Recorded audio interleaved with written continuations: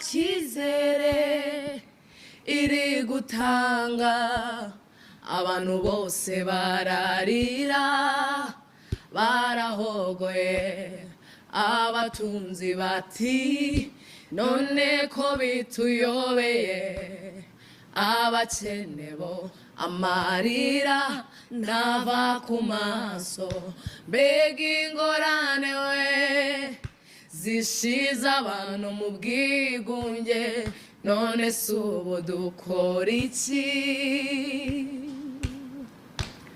Igisigaye ni kimwe, tugume mu mwami, umukiranutsi azabeshwaho no kwizera, umwami azaza intambara zose azikureho, twibere mu mahoro iteka. Umuntu aba afite byose mu buzima, akaba nta kinabura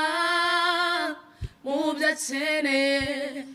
ariko akabura urubyaro, yemwe we bikamuhangayikisha